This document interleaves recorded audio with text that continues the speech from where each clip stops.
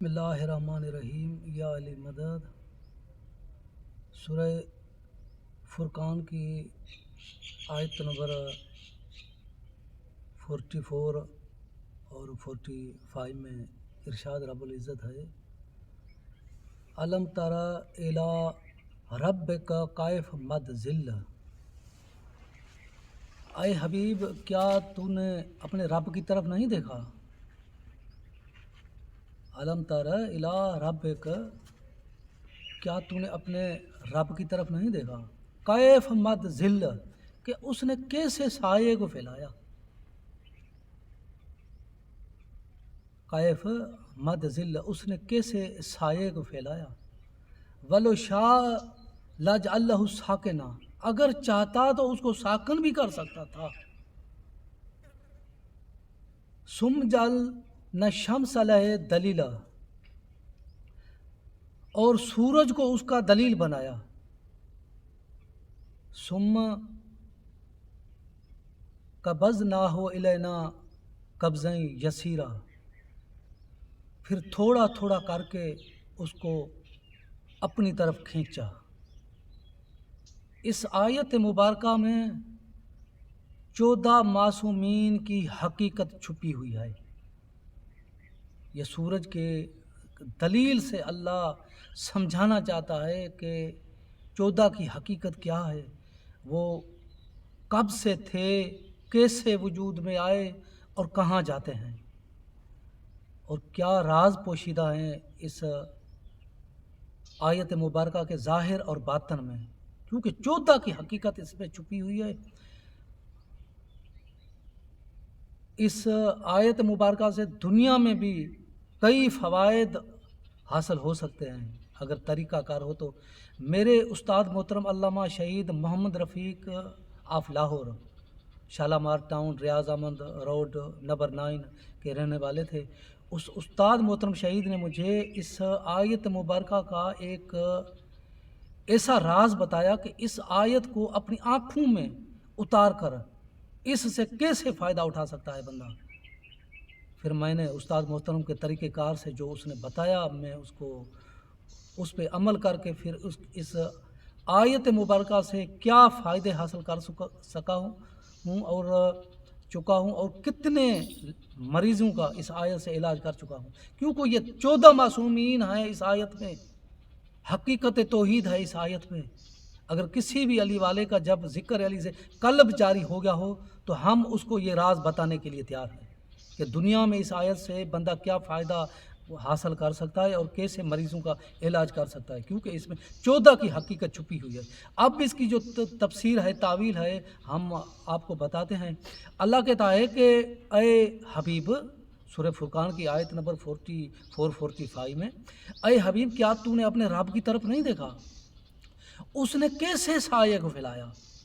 دیکھیں کہ یہ جس کو ہم دھوپ کہتے ہیں، یہ سورج کا سایہ ہے، اور دھوپ کا سایہ ہوتا نہیں، کیونکہ سایہ کا سایہ نہیں ہوتا۔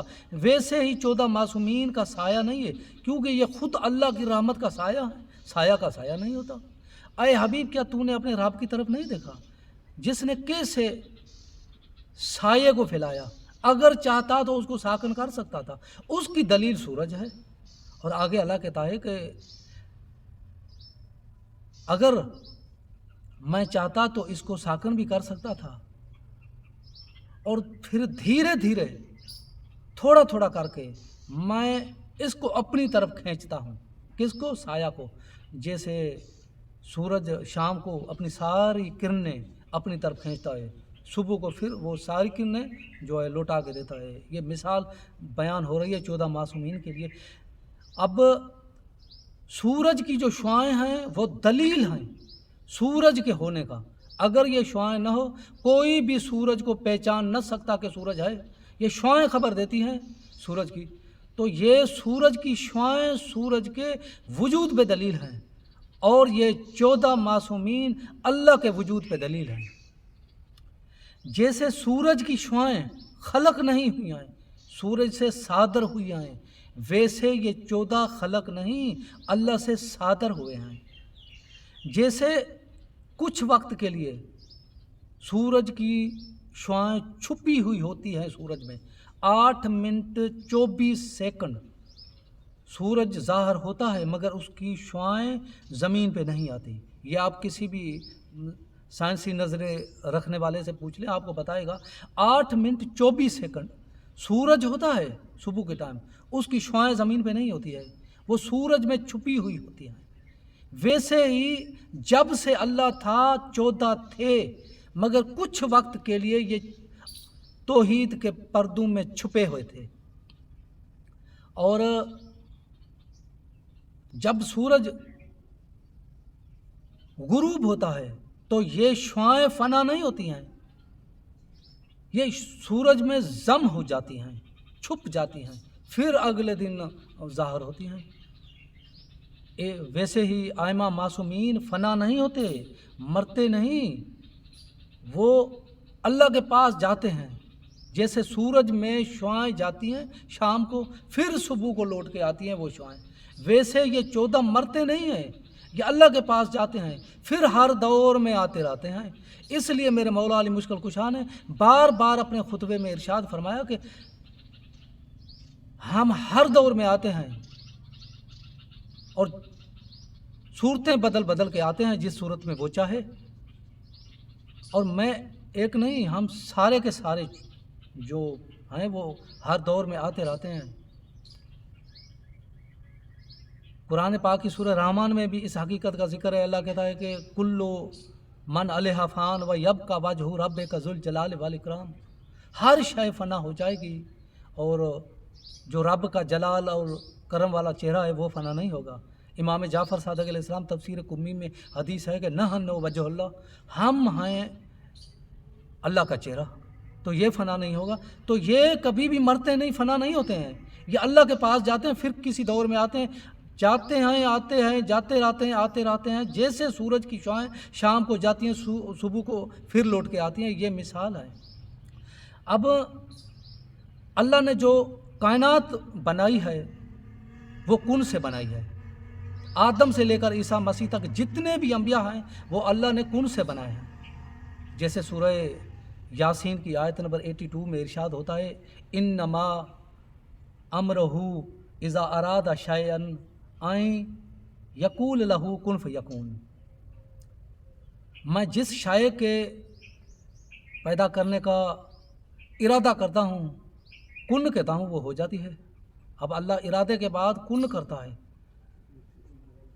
کن کے بعد وہ جو شے ہے وجود میں آ جاتی ہے. اب آدم سے لے کر کے عیسیٰ مسیح تک جتنے بھی انبیاء ہیں، اب قرآن کو پڑھیں کہ آپ کو قرآن میں یہ حقیقت ملے گی، وہ کن کی پیداوار ہیں. اور جتنی بھی یہ کائنات کی اشیاء ہیں وہ ساری کن کی پیداوار ہیں، یہ کن سے پیدا ہوئے ہیں. کیا اللہ کن کے بغیر اس کائنات کو نہیں خلق کر سکتا تھا؟ کر سکتا تھا. ان لکل شیء قدیر ہے، مگر کائنات میں اور انبیاء میں صلاحیت نہیں تھی کہ وہ اللہ کے ارادے سے بن سکے، اس لیے اللہ کو کن کہنا پڑا. اور کن کہنے کے لیے زبان چاہیے. یا تو آج کے بعد مولا علی مشکل کشا کو لسان اللہ کہنا چھوڑ دو، ورنہ آپ کو ماننا پڑے گا کہ کن بھی علی کی زبان سے ہوا ہے، کہ کائنات کا خالق بھی علی ہے، تو انبیاء کا خالق بھی علی ہے. ویسے ہی یہ جو ایک مثال ہے کہ آپ بڑے سے بڑے کسی کاریگر کو کہیں کہ چھوٹی سی اس کو لکڑی دے دیں اور کہہ دیں کہ اس سے ٹیبل بنا کے دیں، وہ کہے گا بھائی اسے نہیں بنے گی.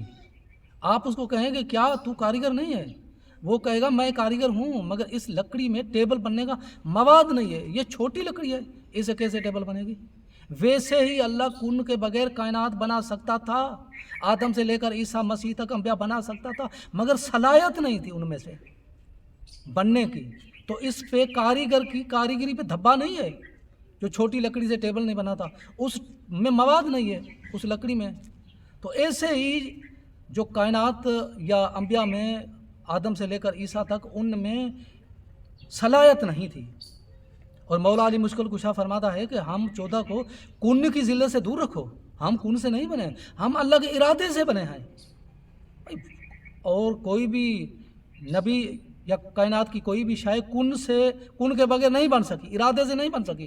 یہ 14 کیسے ارادے سے بن گئے؟ اب اس کی مثال آپ ایک مالک اور نوکر کی لیں ایک نوکر ہے، جب مالک کے پاس مہمان آتا ہے مالک بار بار اس نوکر کی طرف دیکھتا ہے، نوکر سمجھتا ہے نہیں کہ مالک کیا کہنا چاہتا ہے، پھر کہہ دیتا ہے بھائی یہ مہمان آیا ہے، کوئی چائے کوئی پانی کوئی روٹی، پھر جاتا ہے مہمان کی خاطری کے لیے چائے پانی روٹی لے کے آتا ہے۔ اب ایک تو نوکر ایسا دانا بھی ہے، بس مہمان آیا، مالک نے نوکر کی طرف دیکھا، نوکر سمجھ گیا کہ مالک کیا کہنا چاہتا ہے، پانی بھی آ گئی چائے بھی آ گئی روٹی بھی آ گئی۔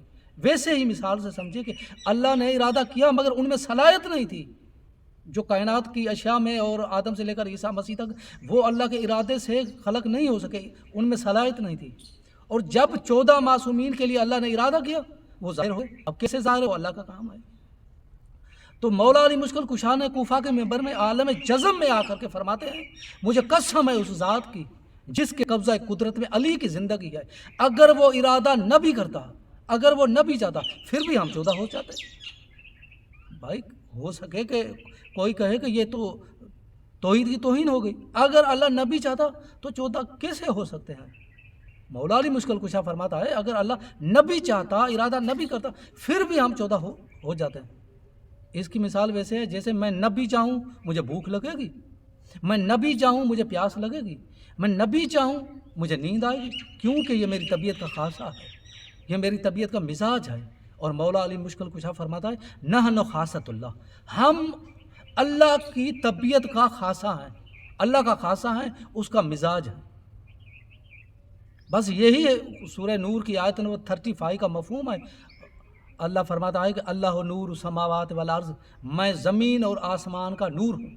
یا تو آج کو بات 14 کو نور کہنا چھوڑ دو، اگر نور مانتے ہو تو پھر آپ کو ماننا پڑے گا کہ وہ باطن ہے، یہ ظاہر ہے، اس کی طبیعت کا خاصہ یہ ہے۔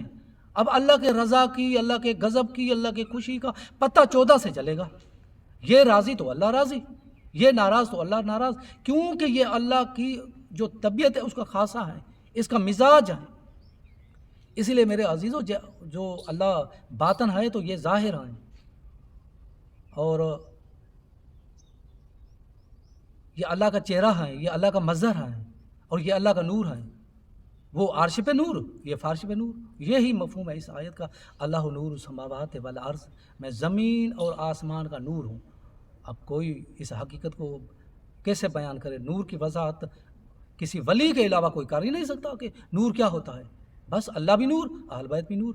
اس بات پہ آپ دھیان رکھیں، آپ کو یہ حقیقت سمجھ میں آ جائے گی کہ یہ 14 اللہ کی جو طبیعت ہے، مزاج ہیں، کیسے اس کا خاصہ ہے مولا کے ارشاد مطابق۔ مولا آپ کو شاد و آباد رکھے، دعاؤں میں یاد رکھیے گا۔